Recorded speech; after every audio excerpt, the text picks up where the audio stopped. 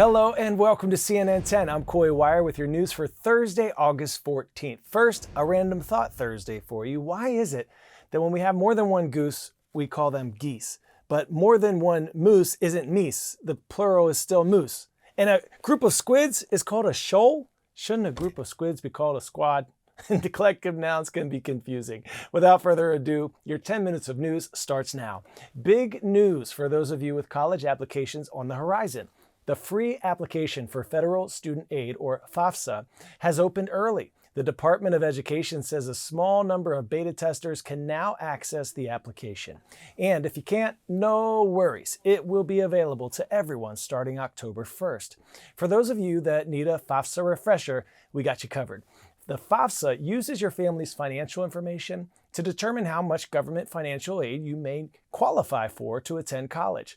It's sent to any schools you're interested in attending so they can calculate how much aid you could receive. Still not sure if you need one? The Department of Education says anyone planning on attending college should fill one out, since it helps determine if you qualify for other aid programs. Lots of students and families were making a mistake early on in their college research, and this mistake was crossing an expensive school off of their list of consideration early on without following through and finding out how much financial aid that school is actually giving out. If this sounds like a lot to keep track of, no worries. You can head to studentaid.gov to create a profile and get started as early as today. And while the final deadline isn't until June of next year, many states encourage you to apply as early as possible. An unprecedented wildfire season is continuing to thrash Europe, and there doesn't appear to be any relief in sight for the world's fastest warming continent. Record heat and droughts have helped fuel the blazes across the continent. More than 2,200 firefighters have been deployed across Spain and Portugal, where temperatures are also expected to be well above 100 degrees Fahrenheit in the coming days. And it's not just the Iberian Peninsula. Dozens of fires are raging across Italy, France, and parts of the Balkans, prompting evacuations, threatening landmarks, and claiming at least one life. Officials say the fires have burned through nearly 2.4 million acres so far this year, putting 2025 on pace to be the most expansive European wildfire season to date. Scientists also warn that as the human-caused climate crisis escalates, these wildfires will only become more frequent and severe. 10-second trivia. Which city is home to the fastest operational train in the world? Moscow, Tokyo, Shanghai, or Sydney? All aboard! The fastest train in the world is the Shanghai Maglev. The Transrapid commercial train travels at approximately 286 miles per hour using electromagnetic propulsion. They rarely even touch the tracks. The Shanghai Maglev can cover 19 miles in less than 8 minutes. Two of America's largest railroad companies, Union Pacific and Norfolk Southern, just announced a mega proposal to create America's first transcontinental freight railroad. Railroads are crucial to America's economy, carrying about 30% of the nation's freight in terms of weight. Trains transport cars, retail goods, food, and energy products, as well as raw materials and parts needed to run many factories. Transcontinental rail service for people, or travelers, has been available since 1869, right after the end of the Civil War. But moving goods or freight cross-country has always required they be handed off from one railroad to another. In theory, this plan would allow stuff to get sent on a train all the way from the Port of Los Angeles to the ports in New England more efficiently, and cut down on emissions because fewer goods would be shipped in 18-wheelers. Still, experts say the merger could take months, if not years, for the deal to close. Meet Wavy Dave, a robotic fiddler crab built to mimic the weird and wonderful ways these crabs flirt. Scientists are studying which claw-waving moves make female crabs swoon. And Dave's got some celebrity type of swagger, as you can see. It's a pinch of science, a wave of technology, and maybe even a little captivating courtship. Our Shannon Hodge has more.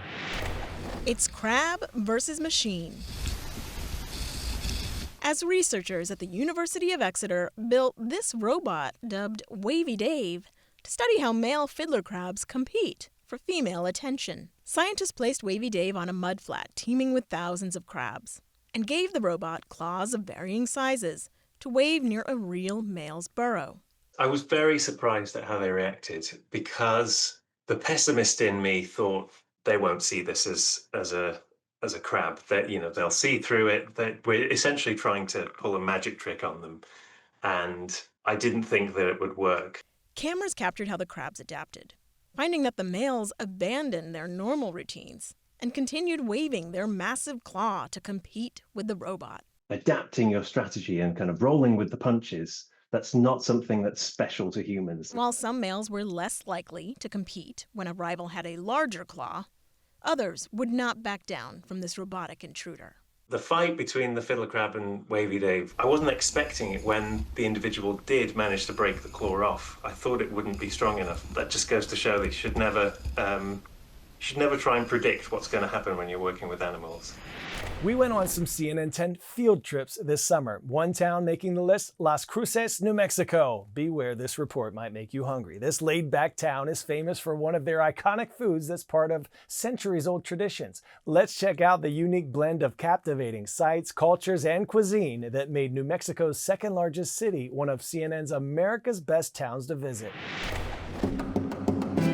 Southwest cuisine is the mix of Native American culture and Spanish culture and whatever's growing around you at the time. In Las Cruces, New Mexico, Southwestern cuisine has evolved over hundreds of years. Chef Rulis Gonzalez grew up on the food here in the Mesilla Valley. Now he honors the region's evolving culinary traditions in his own cooking. So as people move through the city, they leave their spices behind, they leave their traditions behind, and the food builds on that. This is where a lot of that mestizaje, that mixing of cultures happened in this area, so that's why the food is so good. It was time to spread my culinary wings. Our first stop, the James Beard nominated chopes. This is my first time trying chili rellenos.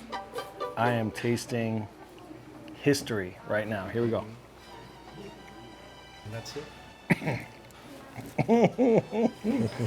It's so good. The Hatch Green chili really takes center stage in Southwest cuisine.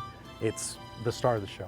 And these chiles didn't travel far. They grew up right up the road in the town of Hatch. The food alone is enough to make the trip worth it, but if you ever find yourself in Las Cruces, New Mexico, at the top of your list has to be White Sands National Park. 275 square miles of gypsum dune fields. It's the largest of its kind in the entire world. This stuff is magnificent.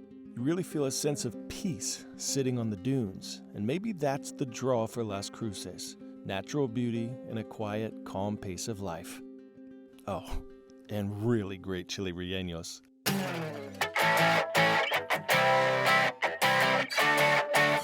Today's story getting a 10 out of 10. Girl power meets power tools. Girl Scouts at Minnesota's Camp Lacamaga participated in the 4th annual camp called Power Girls, where they partnered with professional tradeswomen to break down barriers and build a brand new mini golf course from the ground up. The annual camp aims to break stereotypes and give girls some valuable firsthand experience with the trades. The girls not only learned how to handle some serious power tools, they also learned the value of planning, perseverance, and that with the right mindset, anything is possible. All women. Like, there's only probably one male in here. So that shows that women can power anything. It's kind of really scary because you can take a risk that you wouldn't really usually do. It really shows that any gender could do anything and that we're all powerful and we can all do something that's out of our comfort zone.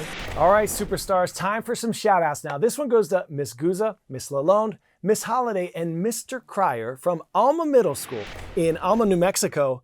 Your classes hand knit this hat-tastic. You put the cap in captivating. Can't wait to rock this all fall. And from our YouTube subscribers in our comment section, John W. Moore Middle School in Florence, South Carolina, rise up. Thank you for watching us each day. All right, I have an important announcement from all of us here at CNN 10 headquarters, a new simplified website, cnn10.com. So if you have our old address bookmarked, it's slightly different, be sure to update it to simply cnn10.com. And of course, you can always catch us on YouTube. Happy Friday Eve, everyone. We'll see you right back here tomorrow. I'm Coy Wire, and we are CNN 10.